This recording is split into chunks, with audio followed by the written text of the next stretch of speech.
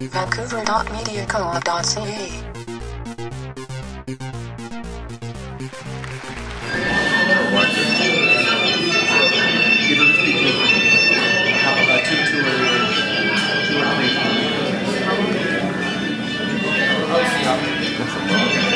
I mean, if you never did the homework, right?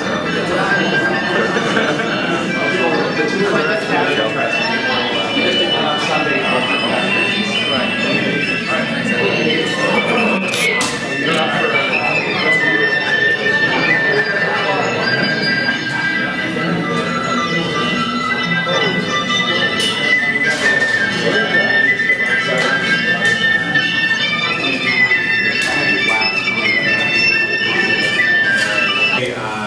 Carnegie Community Action Project and Downtown Eastside Neighborhood Council joint press conference about the city proposal to increase the heights and density of the towers in Chinatown. On January 20th at City Council, a resolution went forward from city staff to increase the heights of buildings in all of the downtown east side, in many places up to 120 and 150 feet. It is in order to put in more market condo towers and gentrify the downtown east side. On January 20th, the City Council decided that this plan was going to harm the low-income community in the downtown east side, and they put it on hold.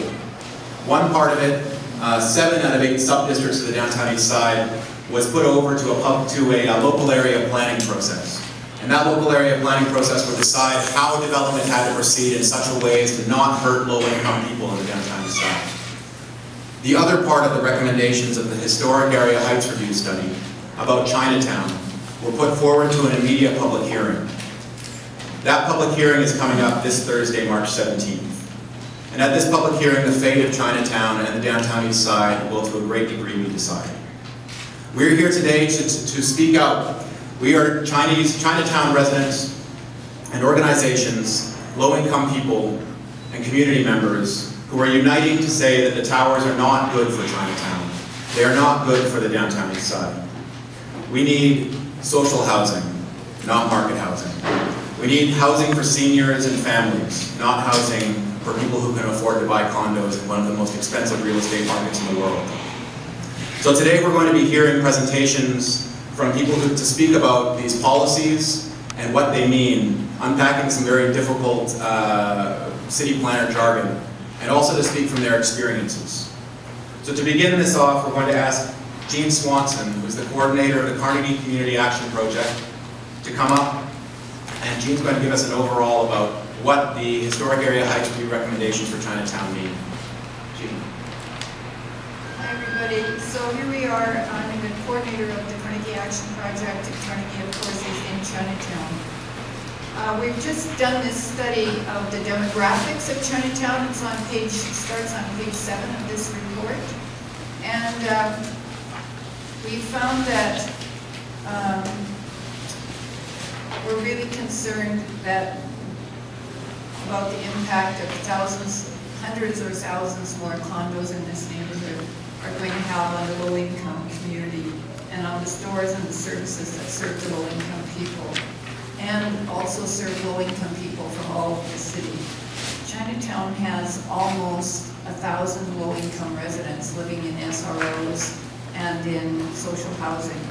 And there's at least 1,700 low-income people living in Chinatown and adjacent, very closely adjacent to Chinatown. And the 2006 census says that 64% of the residents of Chinatown are low-income people. So Chinatown is a low-income community, and our understanding of this issue of the towers differs from the understanding of the Chinese businessmen and property owners who spoke, because we understand the impact of gentrification. Gentrification is what happens to a community when richer people move in and push the poorer people out.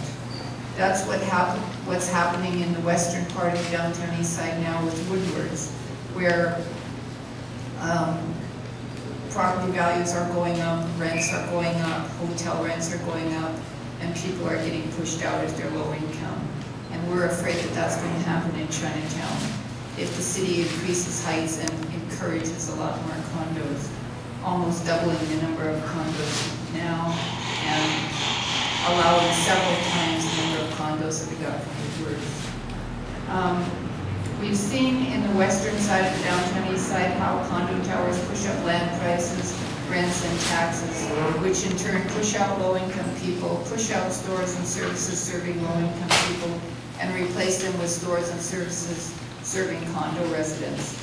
It'll be especially bad when this happens in Chinatown because a lot of the stores, especially the food and the produce stores, are unique open-air stores serving not only local residents with cheap and fresh food, but also hundreds, if not thousands, of low-income Chinese people who travel from all over the city by bus. And they like to shop here and get the food they like and use the language that they speak. The city's plan to add height to Chinatown won't be as bad for the tourist shops on Pender, where heights will go from 50 to 65 feet up to 70 feet. But on Kifa and Georgia Streets, east of Main and on Gore, the plan could see a line of 12-story towers in 10 years from now. And the numerous produce and food stores, which are the heart of the living Chinatown, as opposed to the architectural Chinatown, could be totally replaced with boutiques and upscale business catering to the new, richer residents. Where will people of Chinese background go to shop in their own language and buy healthy and fresh and cheap food? We're also really concerned that the condos will bring higher rents to the SROs in Chinatown. There's nearly 500 of them, like they have to the SROs near Woodwards, where rents are sometimes $500, $600, $700 a month now. And low-income people are being pushed out, and some of them are becoming homeless. Last week, the Chinatown businessmen and property owners who want the higher buildings said that the SROs are protected by the SRA bylaw, but this isn't true. That bylaw allows council to approve or reject applications for conversion or demolition, but it does not control rent. And most of the reason that people are getting pushed out of the SROs is because of higher rents. So we're calling on council to hold off on the additional density. Let's get a plan to preserve the housing and get better housing for the SRO residents, and to preserve the good things about the community assets, before any higher density and any more condos are allowed. So, the Chinatown Residents Committee Declaration, I'm so honored and privileged to read it to you. Chinatown is a distinct area within the downtown east side that deserves distinct development plans to protect its special character. The distinct character of Chinatown comes from our community's history and living heritage. The city must recognize that gentrification has a negative impact on low-income people and businesses that serve them. If condos are built to the extent allowed by the proposed new zoning, the higher land prices, taxes, and rents could push out low-income people in market housing and the food and clothing businesses used by low-income people from nearby and from social housing and from all over the city. Heritage is more than buildings. It is what happens around and inside buildings. Chinatown heritage is alive in hotels, social housing projects, and local serving small businesses. Unlike the heritage buildings in the relatively protected Pender Street Tourist District, the living heritage of South Chinatown is also threatened by plans to increase building heights and build condos we can't afford. We want the city to preserve and protect the living heritage of Chinese culture and Chinese rights, language rights in Chinatown.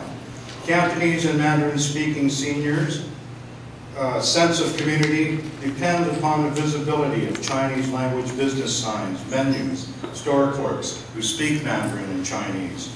Affordable stores are part of our community, and we have to protect them from increased rents and taxes. We've already seen the low-income friendly spaces replaced with spaces for higher income people where we don't feel welcome. New stores that can afford higher rents probably won't sell products or services that low-income residents and seniors need or can afford. Our community is underhoused. We need 5,000 units of self-contained, low-income, affordable, and resident-controlled social housing for Chinese seniors, working families, and low-income singles in Chinatown and in downtown Eastside to replace the single-room occupancies and to end homelessness. The housing will protect and enrich healthy communities that we have already built around our existing buildings, while improving living conditions in these buildings. Social mixed housing built with public benefits from condo developers will not provide enough money or housing to make a dent in this need. We need 100% social housing buildings built specifically for our needs. We are outraged the city is trying to change Chinatown without involving or consulting low-income residents that live in Chinatown. We want City Council to vote against the plan to raise building heights in Chinatown until our housing is secured and improved, our services and shops are protected, and our quality of life and the living heritage here in our home community is saved. Chinatown should be added to the local area planning process to make sure low-income people, and especially Chinese seniors, are not harmed by the city's condo development plans. A great privilege and opportunity to go and meet with many Chinese seniors and residents in Chinatown in community meetings that we held in the buildings that people live in. The sense I got there was stronger than ever. I understood that the people whose lives are most at risk of serious disruption by gentrification in this neighborhood are Chinese seniors. Because not only is their housing, the room that they live in and the stores that they go to regularly something that would be displaced by gentrification in Chinatown, people's language rights and their sense of community and culture, which is so precious and is the living heritage of Chinatown, is something that is under threat. At Solheim Place, there was a strong group of residents who we spoke with last week and who came out to the Chinatown Residents Committee meeting on Saturday and are here today to talk about their perceptions and impressions about the Chinatown Towers plan. I want to introduce Mr. Tang, Mrs. Tang, and Linda Wong from Solheim Place, and their translator will be Natalie Wong. Thank you very much.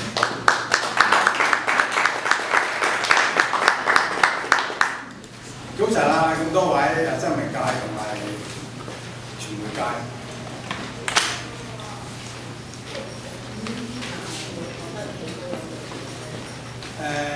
不過我呢度我嘅心唔係好舒服，點解咧？有成幾千人或者過萬人咧住喺呢個東區呢個區，但係今日出席嘅人咧就新聞界仲多過我哋東區啲人。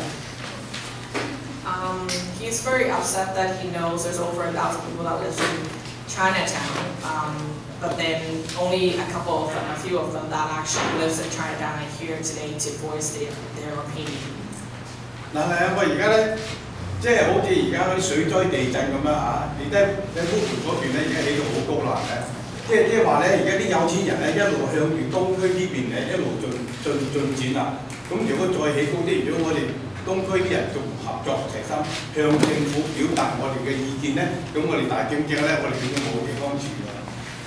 One of the reasons why there are only a few of us that are here today is the government have never told these low-income residents of their plans of putting in high towers and new condos in the Chinatown.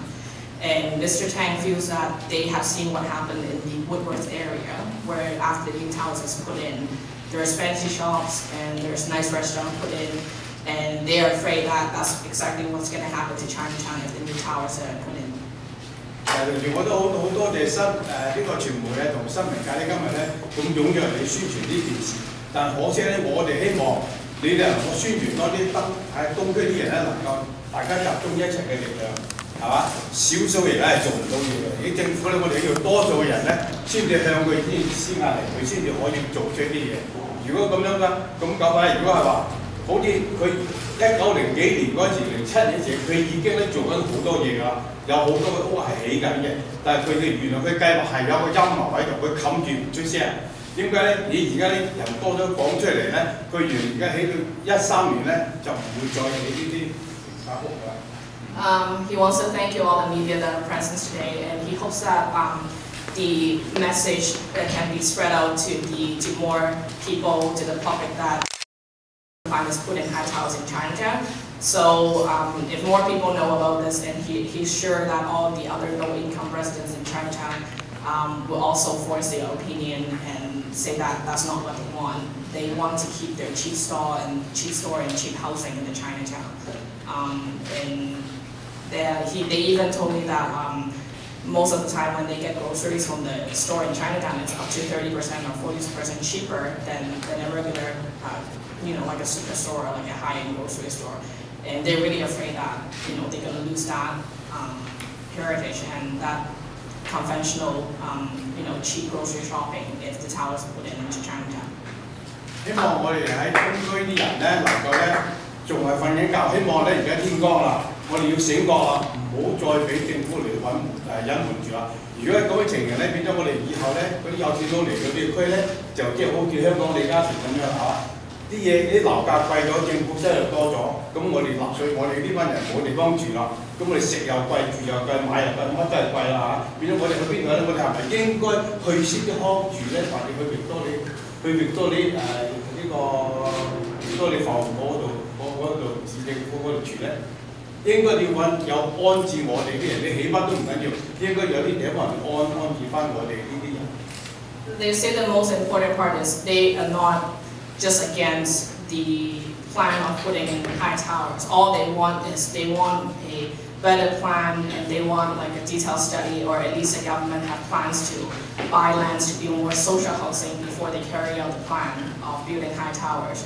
And they feel that right now the government is cheating them by not consult any of the low-income residents in the Chinatown neighborhood. They also feel that right now, if the plan goes ahead and there will be new towers put in Chinatown, that only benefits developers, and that also benefits the city to get more property tax, and it's basically a cash grabbing move. And they're very outraged and they feel very upset about this plan.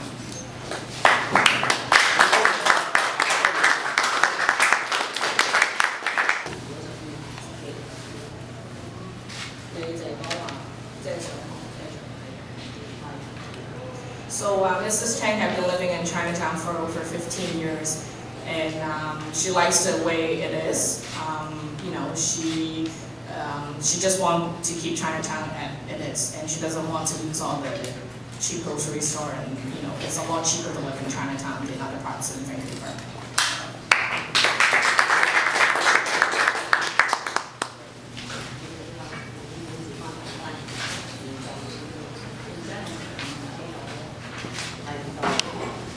She feels that there's for low-income people, and she hopes that the government can have better plans to build more social housing for them. Nowadays, when government doesn't have any plans about to put in more new social housing, people that are like her back in 1993 today will be even harder to find affordable places to live in.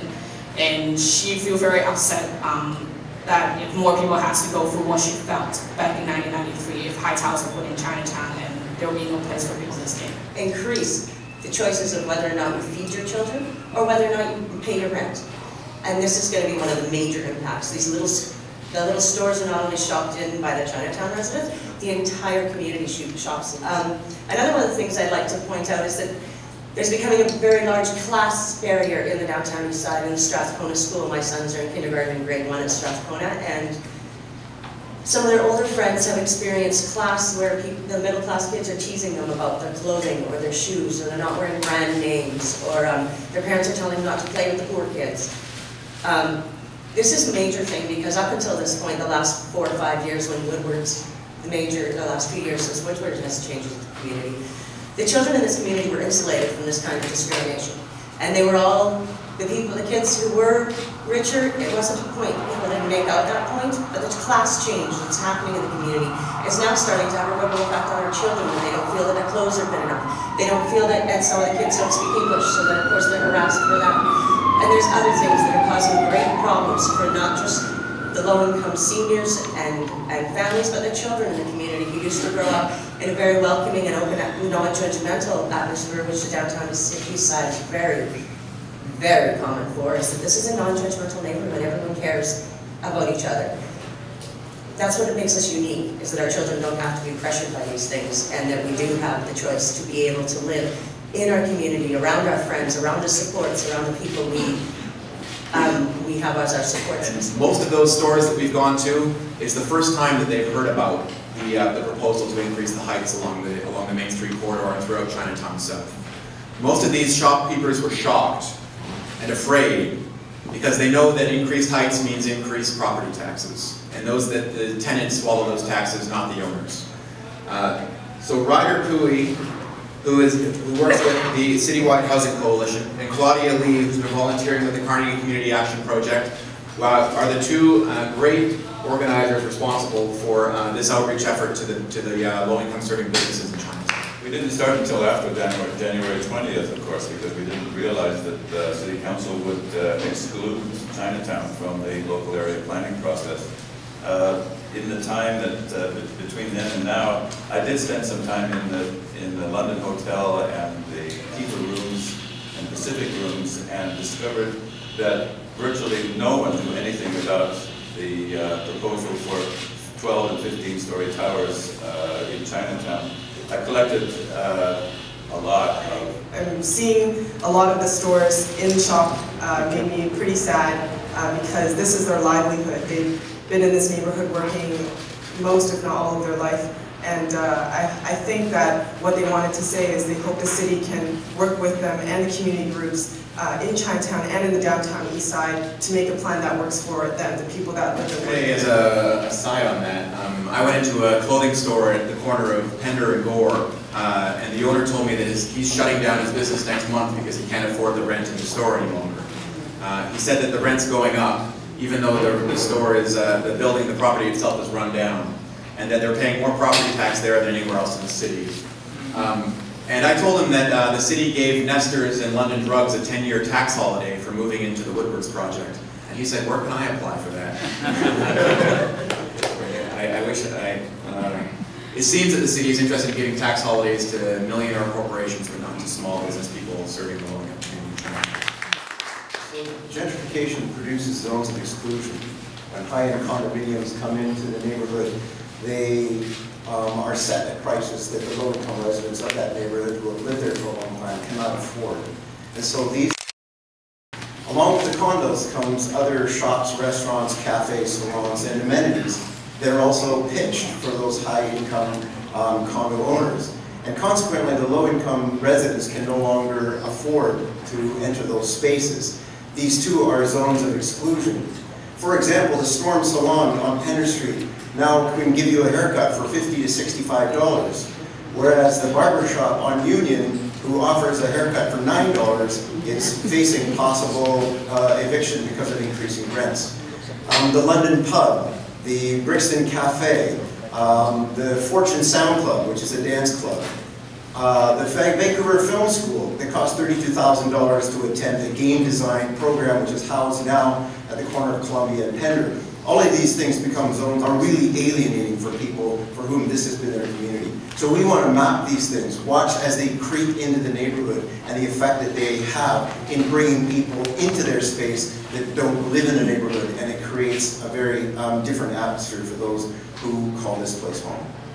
So we want to invite people to come, media to come on this tour and to experience these zones of exclusion for themselves. There's nothing like visual entrance into that to drive the point home. Thanks. vancouver.mediacoop.ca